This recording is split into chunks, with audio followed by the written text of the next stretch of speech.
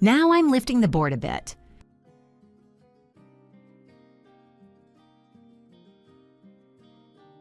Giving it a slight tilt.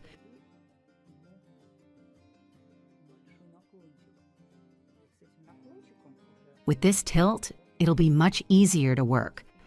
I hope you can tilt your sheet too. You can even tilt it more. Mine's about 7 centimeters high.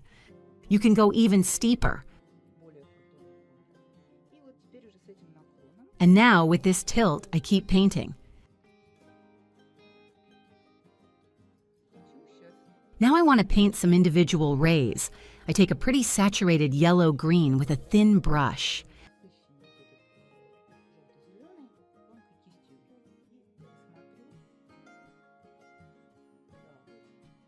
While the blue paint is still wet, I can sneak in and paint these rays with a thin brush.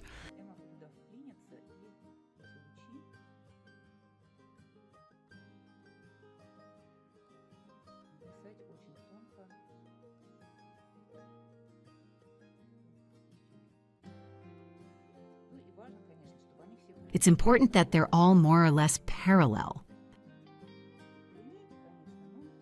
Not with a ruler, of course, but try to pick a hand movement and stick with it.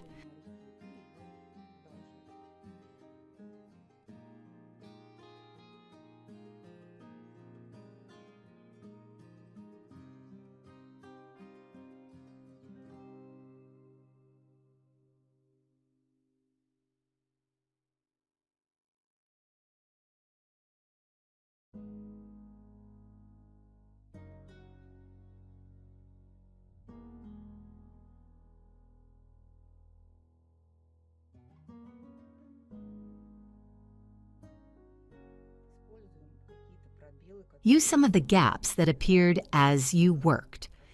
There was a light spot here, so I added a few rays there.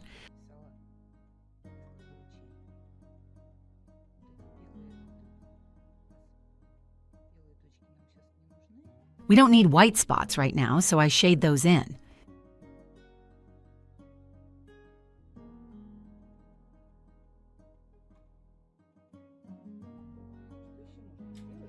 What else can you do? The same thing we just did with the light paint. Take a dark color and break up a light area by adding more dark.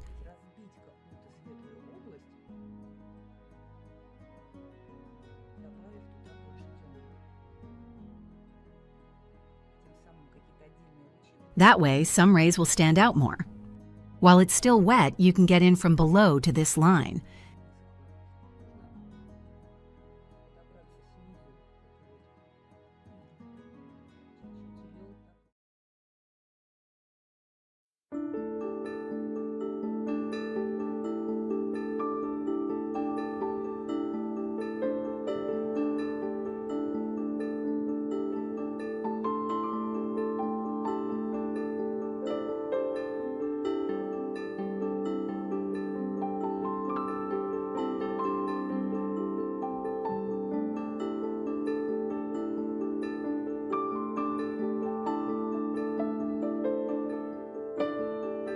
But before that, I want to do one more little trick.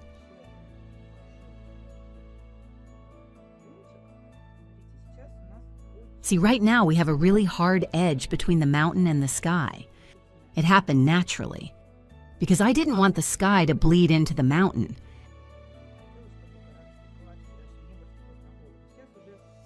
But now the sky is almost completely dry, and we can, especially at the edges, soften that sharp outline a bit, because in the distance, it can't be that sharp.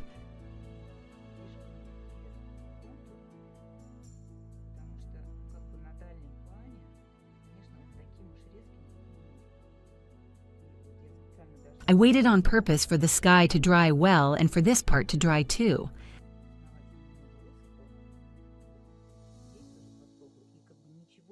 Nothing's going to run here, at least it shouldn't. I'm softening that edge, just taking a pretty thin brush and gently blending that area.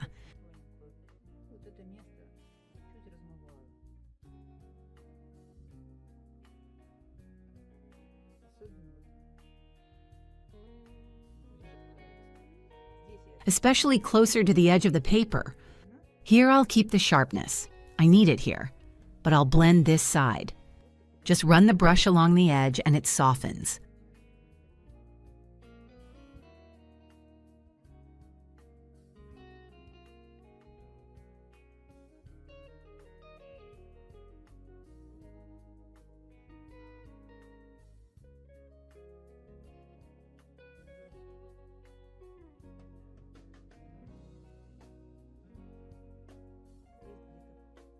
You can soften it a bit here too, especially where the shadow will be.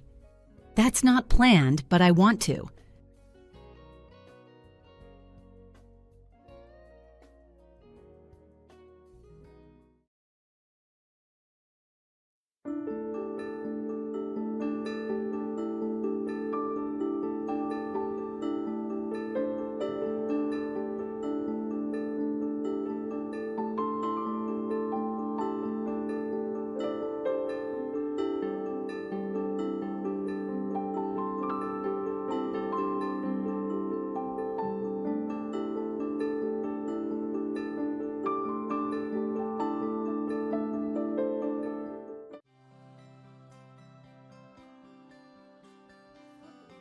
Final stage. Let's fix up any unfinished bits. I'll start with the mountain. I want to make it a bit sharper and more textured. On top of the texture, I put down on wet paper. I'm now using a semi-dry brush on dry paper to add strokes with white gaps.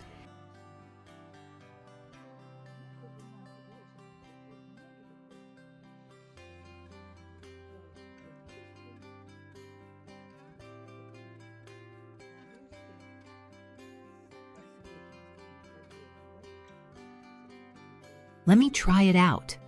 Oh, perfect! That's exactly what I wanted, and you can really see it. It gives the look of rocks half covered in snow.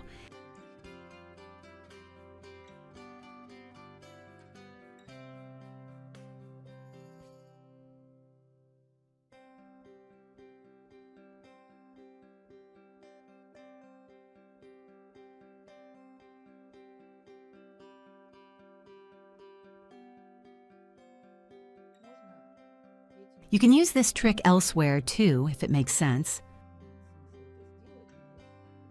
Like here, to make the accent stronger.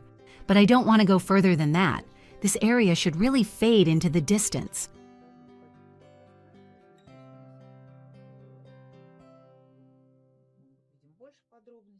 We see more details here, but further away, there's less detail.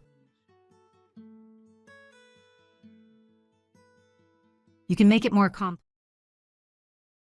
That's probably it.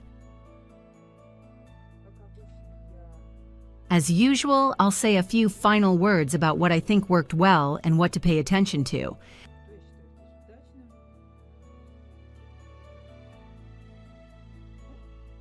I'm actually pretty happy with how this sketch turned out.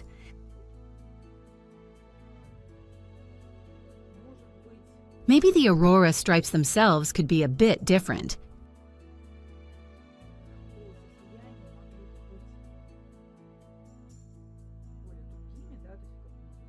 Maybe they're not placed perfectly.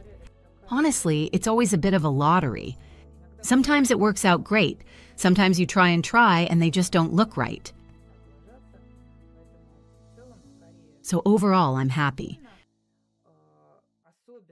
Especially this part turned out really well. I think it's even better than in the original. Like this crown shape sticking out right above the mountain peak. That came out really well.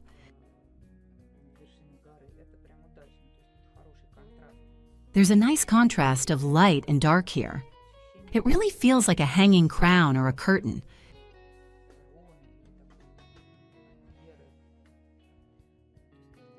You can even feel how it sits in space.